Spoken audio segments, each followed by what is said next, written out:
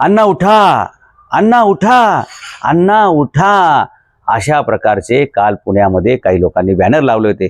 मित्रांनो, 90 वर्षाच्या अण्णा हजारेंनी उठायचं आणि भ्रष्टाचार विरोधी जन आंदोलन करायचं, अशीच तरुणांनी अपेक्षा करायची आणि तरुणांनी काय घरी झोपायचंय?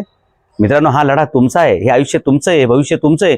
तुम्ही सुद्धा लढलं पाहिजे. त्यांच्या काळामध्ये अण्णा हजारेंनी मोठमोठी उपोषणं केली. दिल्लीमध्ये जंतर मंतरवरती सुद्धा उपोषण केलेले आहेत आणि त्यांनी आपल्याला 10 कायदे मिळवून दिले. त्याच्यामध्ये माहितीचा अधिकार 2005 या कायद्यामुळेच आपण खूप काही सरकारला विचारू शकतो, काही माहिती घेऊ शकतो आणि आपला लढा चालू राहतो. मित्रांनो, त्यामुळे अण्णा हजारेंचं आता वय झालेले, त्यांचे 90च्या आसपास त्यांचं वय.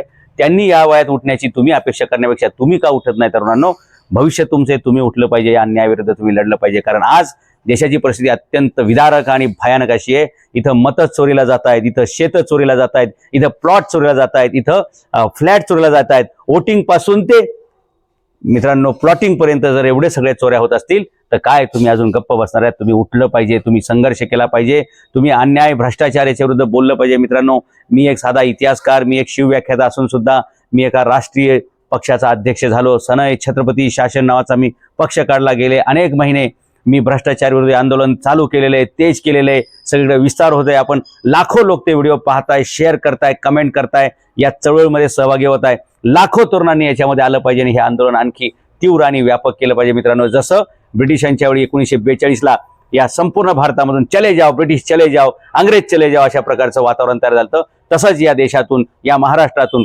भ्रष्टाचारी चले जाओ, भ्रष्टाचारी चले जाओ, भ्रष्टाचार मिटाओ, भ्रष्टाचार हटाओ अशा प्रकारचे आंदोलन केली पाहिजेत. कारण मित्रांनो, आज पोलीस केस घेत नाहीत, पोलीस तक्रार घेत नाहीत, न्यायालयामध्ये तारीख पडत नाही, कुठल्याही सरकारी कार्यालयामध्ये जा, तुमची कोणी सुनावणी करत नाही. तुम्ही किती तक्रार करा, खालची तक्रार वर जाते, वरची तक्रार वर जाते, ती तक्रार वर अशी जाते की तुम्ही शेवटी वर जाता पण तुम्हाला न्याय मिळू शकत नाही. मित्रांनो, अशा प्रकारची भयानक परिस्थिती या भ्रष्टाचारामुळे तयार झाली आणि म्हणून हे भ्रष्टाचार जन आंदोलन आपल्याला तीव्र करावं लागेल. अण्णा हजारेंनी स्वतः याच्यामध्ये येण्यापेक्षा त्यांनी आरोग्याची काळजी घ्यावी, तरुणांनी आंदोलनाची काळजी घ्यावी आणि ज्या प्रकारे मी आंदोलन तेज केलेले आहे, मला डेफिनेटली खात्री वाटते की अण्णा हजारे आपला भावी वारसदार म्हणून किंवा ह्या भ्रष्टाचार विरोधी जन आंदोलन चळवळीचे मला वारसदार म्हणून नक्कीच नियुक्त करतील किंवा जाहीर करतील अशी मला अपेक्षा वाटते. आणि तुम्हाला तरुणांना मला हे सांगायचं आहे, कोणाची शिफारशीची वाट बघू नका, कोणाच्या प्रमाणपत्राची वाट बघू नका.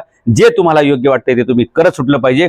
जिथे जिथे दिसेल लूट तिथे तिथे तुम्ही केली पाहिजे शूट. जिथे जिथे दिसेल तुम्हाला लूट तिथे तुम्ही कॅमेरा घेऊन केलं पाहिजे शूट.